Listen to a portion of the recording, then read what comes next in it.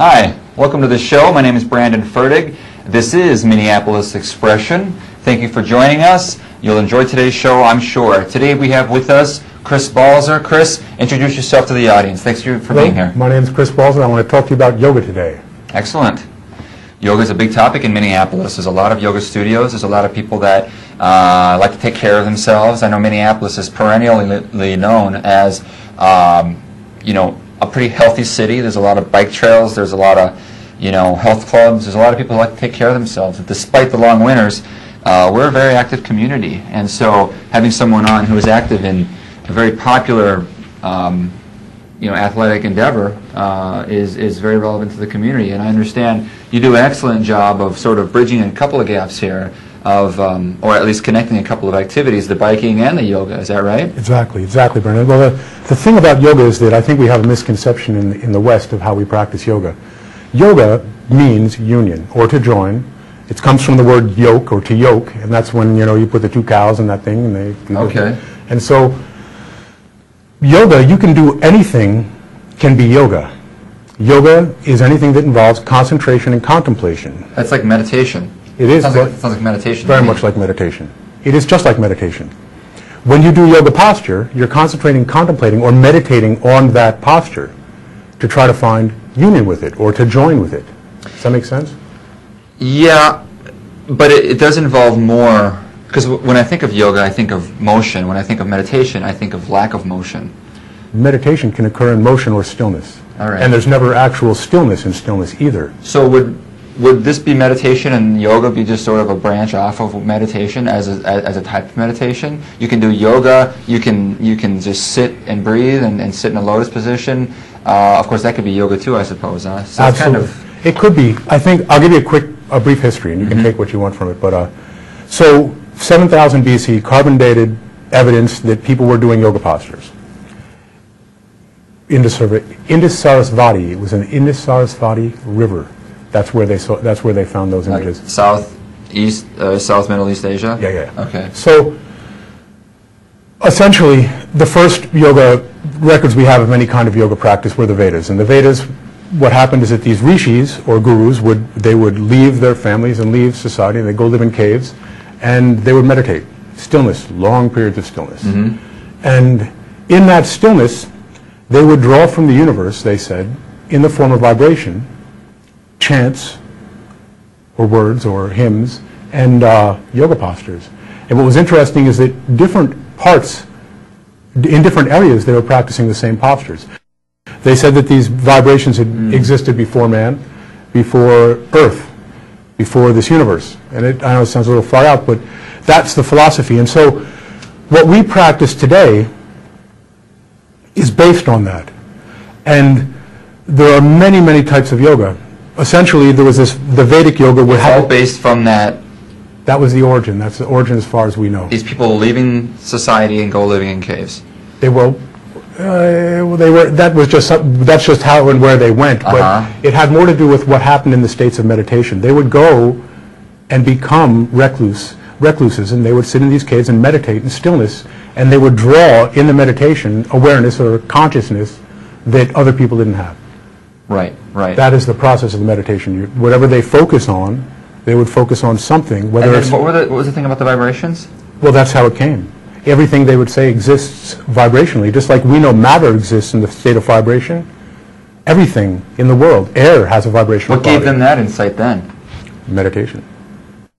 Was that a result of, or did it help them realize that then a chant would enhance or facilitate the meditative experience? Well, what they would do is, in stillness, they would empty themselves completely. Empty themselves or isolate themselves or reduce everything but the existence of themselves there. Yep. Then they would even eliminate the I. There's a great T-shirt that says, it's all fun and games until somebody loses an I, and it's a capital I. And the capital I is that sense that I am my job, I am this, I am that, blah, blah. And for them, I don't know for certain, but I suspect that all they did is go out. They probably went and sat in stillness, in quiet, until the sounds and things came to them. Things would come in stillness, just like if you sit, things come to you. The pain in your back, the pain in your hip, or the nagging thoughts of work or whatever bothers you. One of the reasons that we stay busy, they would say, is because we stay busy to avoid being. I think that's why we keep the TV on all the time. Yeah. We like the TV. You know, I mean, you ever try driving the car without a radio? Just turning the radio off and just driving? I mean, if you're used to the radio, it's actually quite, it's trying. It's difficult because you become aware of all the problems with your car. It's just dull. You know, I need that. I don't know, that distraction, that sensory stimulation. You know. Absolutely. We all do. You know, we love it. So, essentially, the Vedas, the oldest texts, had to do with ritual. They would perform rituals and rites to the gods. So there'd be sacrificial. Well, I wouldn't say sacrificial. They would have fires and burn and have chants and things that they would do specific to the gods to have good favor with the gods. And it also defined the castes in medicine. And this is a long time ago. But what happened is the Vedas. After the Vedas came the Upanishads, and the Upanishads had to do more with meditation and moving beyond the God realm.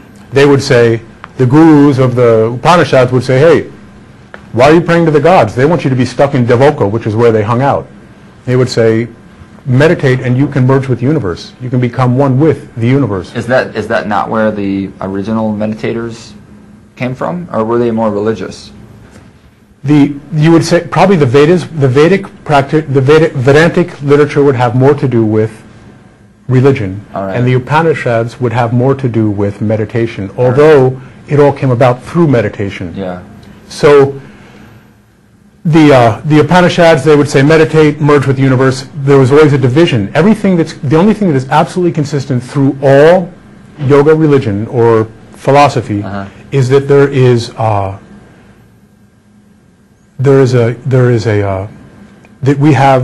we're reincarnated. Birth involves reincarnation. You go through births, and you're reincarnated, and that the actions and reactions in one life affect the actions and reactions in the next. There is also universal throughout the idea that we have to find union or merge with something, whether it be our guru or ourselves or with the universe or with whatever, and that in turn leads to transcendence. And does that merger have anything to do with the yoga? That's the yoking. The yoking is the joining with whatever it is, so that you can transcend the incarnations. They don't want. Apparently, it's bad to be reincarnated, or it's not as good as you could be if you achieve this work. It's called samadhi. If you achieve this state where you no longer need to have. Is that the name of an album by Live? Secret Samadhi? Yeah, the Secret Samadhi, I know. Yeah, we love to throw the words around, but the fact is that it would be a secret because you're gone. You're like poof with the universe, you know. And well, now I learned something about Live. So thank you. You're welcome. Yeah. So, here's where the problem came. I don't know if it was a problem, but some people were like, I'm not digging on the meditation. This is how I read it anyway. And they started coming up with their own yoga. Karma yoga, you know what karma yoga is? Karma yoga is doing good acts without expectation of return to achieve higher states of consciousness or merge with this place that you're going. So it has nothing to do with what I imagine yoga to be. What, karma? Well, karma yeah. The physical practices, we'll get to that. But so there's the karma yoga. But karma yoga doesn't involve no physical postures. You know, it doesn't do any. That's actually more Tai Chi, I suppose. Yeah, but you can do Tai Chi as yoga too. They would say anyway. So then you have Bhakti Yoga. Bhakti Yoga is like you chant to your guru, chant. You merge with the vibrations, the original vibrations, and merge with the universe that way, or whatever it is.